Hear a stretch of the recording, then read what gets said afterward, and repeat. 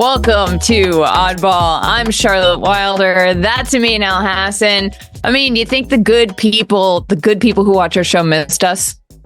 Absolutely. They were like, wait, what do you mean something else is on?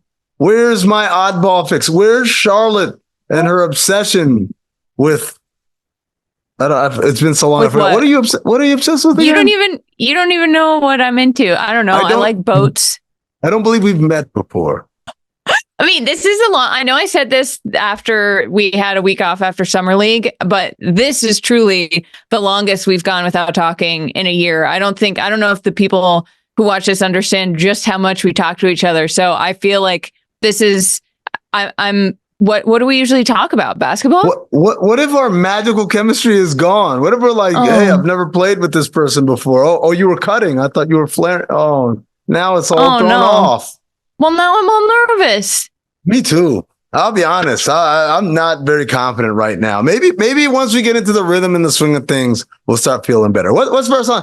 Big NBA news. What do we got? Lots of stuff, right? Lots of stuff to talk about. Yeah, so much to talk about. No, it's August. No, I guess it's September now. There's been nothing. We'll get to my Celtics in the second half of the show because that's sort of... Well, we'll get into it, but there's a lot. There was Joey Chestnut versus Kobayashi in that hot dog eating thing. That's basketball, right? Close enough. People get hot dogs at basketball games. Joey Chestnut has been called the Michael Jordan of hot dog eating, right? There you go. Okay. Apparently he ate 83 hot dogs in 10 minutes and defeated his longtime rival, Takeru Kobayashi. I mean, you have a take about this. Can you tell... So I can't believe I'm asking. Yeah, no, it's like this went trending earlier this summer, the 999 challenge, where you go to a baseball game, eat 9 hot dogs, one hot dog each inning, and have, I guess, a beer each inning as well. And while I don't know if I could do 9 beers because it's a lot of bubbles, I'm very confident I could do 9 hot dogs. I could do 4 in the first inning alone. Wait a second. The whole thing is that you thought you could do the 999 challenge. Now you're saying you can't do the beer part, but you could do. I could probably do 9 hot dogs in 9 innings. 9 hot dogs in 9 innings is nothing. That's the whole point. I keep saying people are like, no way, you can't do that. I mean, I'll try doing 9 beers. The main thing is I don't like to taste the beer that much, so it's like, and then the bubbles, right? Like those are the things. But like, look, I'll tell you what, I'll do 9 shots. Does that count? Well, yeah, I don't know how. That feels easier and also harder in some ways. Also, hot dog burps are already like really bad. So I just think Hebrew the beer combination. Hebrew National will not steer you wrong. They've steered me before. I love hot dogs, so I don't even know what I'm talking about. But I mean, there is actual basketball to talk about because the WNBA is heating up after the Olympic break. We are primarily an NBA show, but we have to talk about the WNBA. This is amazing stuff going on. First of all, the Aces, the reigning back-to-back champs. I mean, they've been struggling. They've gone 4-4 since the Olympic break, which included a 93-90 loss last Tuesday against Dallas, even though A'ja Wilson had 42 points. And something that I've been excited to talk to you about is that A'ja Wilson has traded in she has these amazing pregame fits. Her stylist, Amadi Brooks, does an amazing job. But Asia's decided that she's only going to wear white T-shirts to games until they get their act together. They are currently 4-3, I believe, when she wears her white T-shirt. And she said, I have to want to put on clothes. Right now where I am, I don't feel like I deserve to put on clothes. Right now, my main focus is just getting wins. By clothes, she means like really dressing. But this is something that I feel like I said to myself this morning when I was like, oh my God, I can't just wear the same sweatshirt that I've been wearing for the past 2 weeks. Yeah, I took it the other way also. Like, hey, I want to stay in bed and be depressed and not wear clothes and not worry about that. But, you know, you drag yourself out of bed, you grab your finest ratty T-shirt from the back of the closet, and you show up. The camera turns on, the mics are on. And, oh, wait, are we still talking about A'ja Wilson? Oh, wait. Oh, so that was a Freudian turn there we took. I sort of like, though, that she was like, you know what? I'm just going to wear this white T-shirt. I admire it. I think it's like a very visual signal of leadership, of being like, you know what? We got to get this train back on track.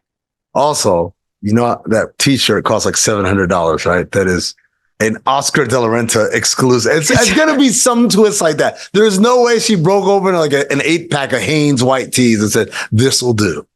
Well, you never know. I mean, we really don't know. We'll have to get to the next time we talk to everybody. Maybe we will have gotten to the bottom of that. But your good friend, Sydney Colson, tell everybody what she did. Well, Wild 'N Out, the Nick Cannon-led ensemble variety show on MTV, I guess Sydney and some of the other aces were invited and they were on stage, and this is what Sid did. Okay, this is my team. We the Las Vegas Aces. Yeah. But if we keep losing games, we gonna be in last place. Let's get it right now. I love it. That's Sydney, man. That's like, and every locker room needs someone like that. Not a locker room full of people like that, but just one person who can take sometimes the grave, like seriousness of situations and break that tension. I remember when I worked for the Suns, Eddie House was a guy like that. He just had an ability to, say things like that, which was what everyone's thinking. Like, hey, we need to get our act together, but nobody wanted to see out loud. And Eddie could say those things and everyone would both laugh and it would release tension, but also let the thing be said. And Sid does the same thing. But it like to put it in context, it's like, imagine like the Denver Nuggets with Nikola Jokic and not that far removed from a championship. Or like, I don't know if we're gonna make the playoffs or we're gonna do well. Now, obviously the Aces are gonna make the playoffs, but like, how they've been playing recently is definitely not characteristic of them. Yeah, I hope Sid, I love the delivery. You need one person in the locker room who can be someone who can say that without completely destroying team chemistry and actually making it better. I hope that gets everybody back on track because Vegas has been such a powerhouse. But I mean, I have the paper somewhere here, but it is time for our contractually obligated Caitlin Clark segment. So if you could just take it away here. By the way, the book is called Bright Ideas. So, so in this book, we have all of our contractually obligated segments. Bronny James is in there somewhere as well. So as we know, earlier this year, probably January, February, Sheryl Swoopes was kind of critical of Caitlin Clark, and she received a lot of criticism in kind for her criticism. It's that weird thing that we do where we echo chamber. People are reacting to other people's reactions. So somebody, she was talking about what a great season it is. She tweeted it, and somebody on Twitter kind of took her to task. And so her reaction was to share the DM that she sent to Caitlin Clark. Then the DM said, "Hey, Caitlin, I want to personally reach out to you and say I made a mistake on what year this is for you. COVID year has me all confused. LOL. I also have nothing but respect for you and your game and appreciate your skill." And then Caitlin gives her usual robotic response there, like, "Thank you very much. I am very appreciative. And thank you for your career." This led me to a very interesting place, Charlotte, because I said she texted Caitlin Clark. But you would say what? Oh, I said that she released the DMs that she sent on Twitter to Caitlin Clark, which to me feels very different from texting some. I think that there is a big difference between DMing somebody and actually getting their number and texting them. And this is nothing to do with Sheryl Swoopes. I think I have no whatever, I think releasing messages in general is like kind of a weird move. But the text versus DM conversation, I mean, separately from all of this, I think there is a difference between texting someone and sending them a message on social media where you can just follow each other and already have it. You have to get someone's number. You know what I mean? Ridiculous. I get into this a lot with many of my friends, many of whom are of the fair agenda, persuasion, the better half, as they say. And they're like, "You haven't texted me in a week," and I'm like, "I DM'd you every single day this week. What are you talking about?" Like, that's different. It's like, what's the difference? You picked up your phone, and it's got an app where you text type in text and it sends to the other person who opens that app and reads it. That is the same functionality as a text message. It's not like I tweeted it. It wasn't open to the public. No, it's not. You opened an app and you were on the app anyway, and you saw something, and that was the conduit to DM that person, instead of saying, you know what, I am going to make a point of reaching out to this person, and you pick up your phone to text them. The messaging app is only for messages. I mean, and every other app is entertainment. 90% of my texts happened because someone else texted me and I saw, oh, snap, I still haven't responded to so-and-so. And then I respond to them. So like, welcome to my life, everybody. That's iMessage, right? That's my text, right? So how is that any different from saying 90% of my DMs are because I saw some reel and I was like, oh yeah, that's right. Charlotte might like this. I just explained because you open your text and you're like, hey, how are you? No, I don't need that from you because we text all the time on our Oddball group chat. I'm just saying there's a difference. There is no difference. Okay, well, there is a difference. I don't even want to talk about the rest of it. The thing that really upset me wasn't that she released this screenshot of, I don't care.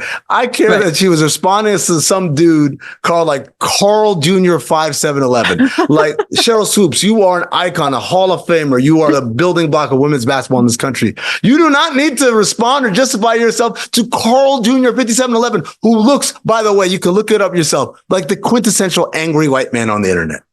He is a big time reply guy, and she replied to him, and it's like, Cheryl, you don't have to do that. You just don't have to do that. But in more Caitlin Clark news, Wright Thompson, writer for ESPN, was recently guest on Pablo Torre Finds Out. And he talked about the profile that he wrote of Caitlin Clark at the end of her senior season at Iowa. And here's one of the interesting things that he found when reporting this story. So tell the empathy story, please.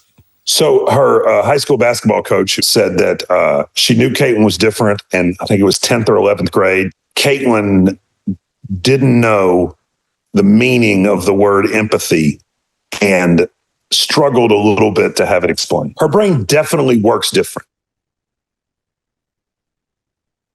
That is a great explanation, because you know that something different is going on when she previously said she doesn't get nervous, Amin. And, you know, despite being a lesser known superstar at this point, Wright did say that she's very self-aware when he was spending time with her. And it's just interesting because you can tell that there is something about Caitlin Clark that she is built different from the rest of us in terms of her ability to go out there and be a basketball machine. And it's interesting that sort of the nervous and empathy feel like similar. They might sound very different, but they kind of are in the same family of, you know, worrying about what's going on with other people. And Caitlin's really concerned with what she herself is doing.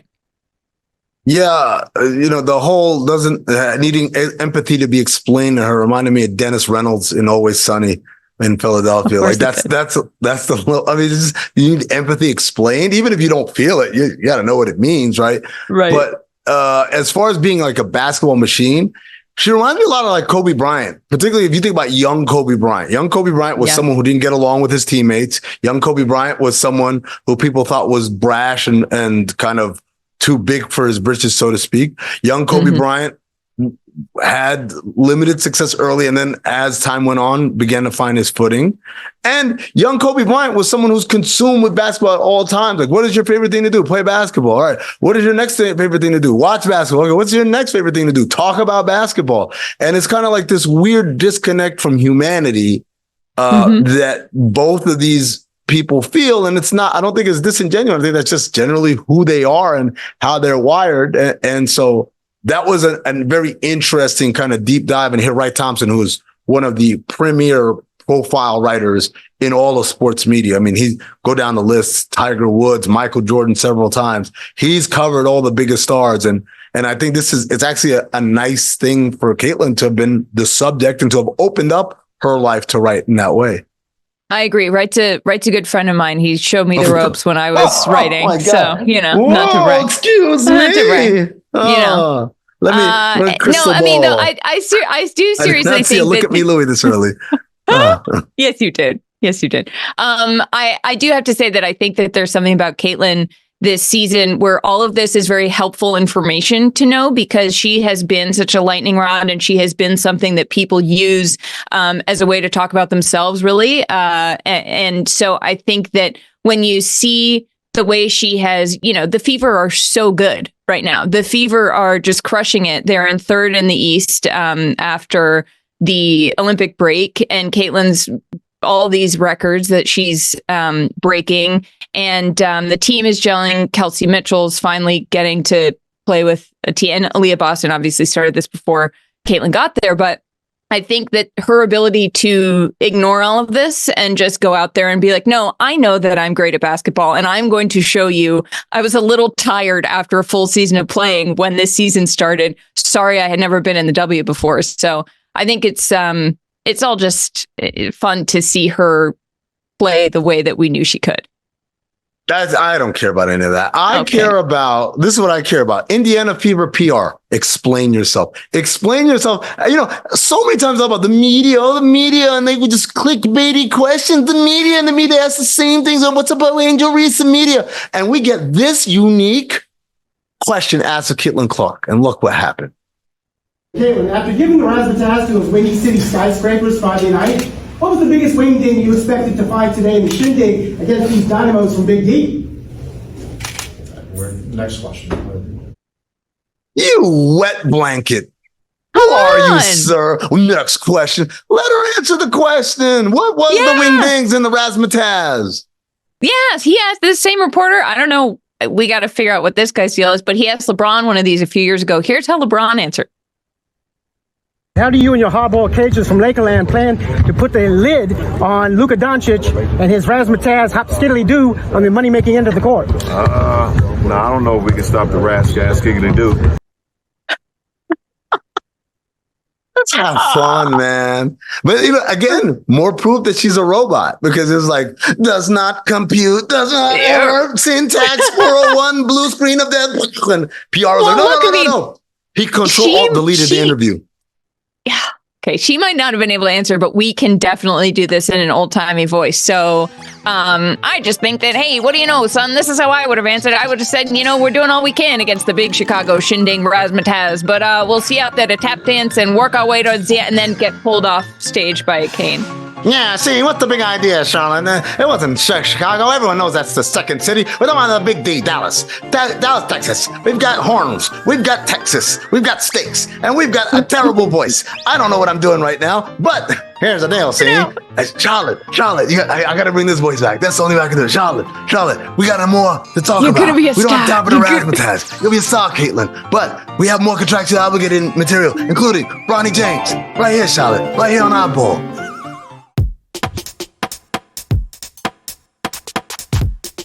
Hey, welcome back to Oddball. I'm Sheryl Wilder. That's Amin Elhassan. You're still with. Now I sound like an auctioneer. I wanted them to come back with that ragtag music so bad instead of our regular theme music. Maybe we can change it to that. Yeah, permanently. Except when we're in Boston, we need to keep the shipping up to Boston. Yes, the royalty-free version. Yeah, royalty-free version. Speaking of Boston, let's check in on my Celtics. There were some interesting developments while we were away because Jayson Tatum spoke to our good friend Jared Weiss of The Athletic and about his lack of playing time for Team USA. And Tatum acknowledged that it was uncomfortable, but, kept it. He didn't complain. He said said to Jared, I wasn't moping around. I didn't have an attitude. I wasn't angry at the world. I know I didn't make a jump shot when I was with Team USA. You never exactly know when you're going to get the ball, but that's part of it. Also, I would argue, Tatum, please just go to the rim. Just go to the rim. Stop it. Don't make those weird jump shots. But Tom Brady, obviously, I don't know. This is like Boston Inception at this point. Brady said there's so many people involved in every organization who don't always play a starting role. Blah, blah, blah. I have more respect for Jayson Tatum now than ever. Should we do a mini lie detector? Oh, my God. Yeah. Yes, let's do it real quick. Hold on. Yeah. All right. I got it. Good. All right, could you throw that quote up on the screen again and just have us in the lower corner or on the side? Just there it is. Okay. All right. Yep. Oh no. Is that a kaleidoscope? It's a lie detector. Thank you very. A detector scope. And I have to go now. I'm leaving. Yes, it is a lie. It's the worst kind of lie. It's the lie that you tell your kid when they come home and they're sad.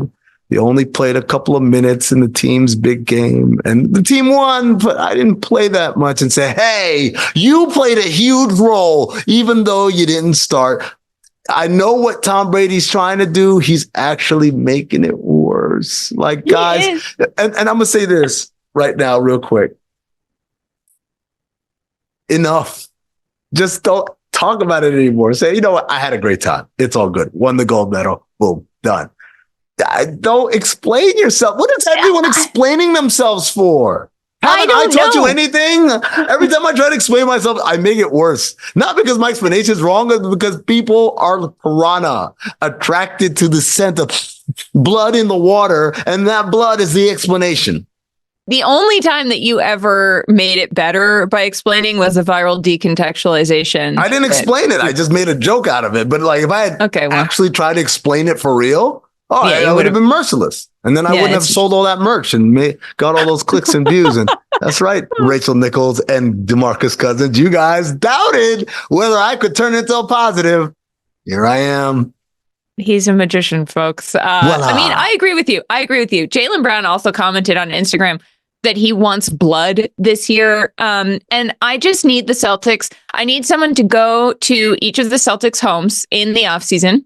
I think they live in very nice Boston suburbs. Take away their cell phones. And you know what? Don't give them back till the end of next season. These guys are too online. These guys are responding to everybody. These guys, they won a championship. They won a championship last year. I mean, you would think that the Celtics had completely collapsed and were trying to answer for all their sins. They were the best. They won. They did it. What are we doing? Number one, I've never seen this before. In the history of our game, people get disrespected. Great players get disrespected. You win a championship and instantly the respect is there. And we're like, what changed overnight other than this championship? Dirk Nowitzki, people will call him soft and he's never going to win a big one. You can't win with a jump shooting big man. He wins the championship in 2011 instantly. Greatest shooting big man of all time. And nobody questioned it again. Nobody questioned him again. That's how it goes. The Celtics are the first team in the history of this whole sport to win the championship, and we actually lost respect for him. My buddy Zach Harper said this on SiriusXM NBA radio the other day.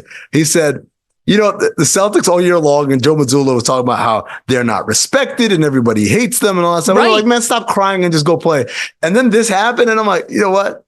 They might have a point. Maybe we don't respect you guys. But you know what? Maybe we actually think that Jayson Tatum's gotten worse after winning a championship. Like, what? I'm going to tell you this, Charlotte. Everything that they've done publicly, either in social media or in regular media or whatever, did not come in this book. It is not in the Bright Ideas book.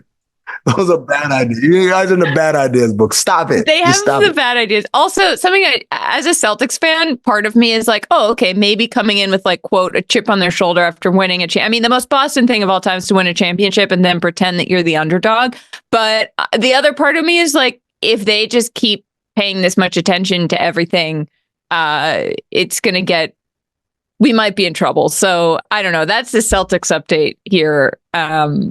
Oh, wait, no. Oh, sorry. There's a contractual obligation still left. What is in the Bright Ideas book is Bronny James. And so I'm sure everybody saw this by now, but you know what? Maybe some of y'all didn't. LeBron was asked on the shop, what was his dynamic with Bronny and how would that play out? Basically, they asked the question that we're all been wondering. What does Bronny call you? Take a listen.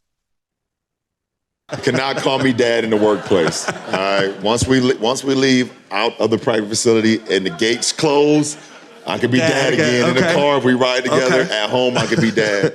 No, he got to call me like 2-3 or Bron. Okay. Or, you know, GOAT if he wants to. That's up to him. I mean, it's up to him. As a parent, let me just say right now, there is no child, not even LeBron James' own children, who would refer to their father as the GOAT. No, that's so embarrassing. That's such embarrassing dad stuff. I mean, also, I said this before, I'll say it again. Just let him call you dad. Everybody knows you're his dad. That's probably what he calls you at home. Oh, I got an answer. No, OG. Hey, OG. Like that. You call him OG, you're good. That only backfires when you play the Knicks. Then it's like, which OG am I talking to? Also, really quick, this is the thing that I really want to know. And I got an answer. Are they carpooling to work? Does Bronny still live in the house? And the answer is yes, he still lives in the house with mom and dad. He's going to carpool to work. Way to save your money, young man. All right, that's all the razzmatazz we got for you today. We'll see you Thursday. Cha-cha-cha-cha.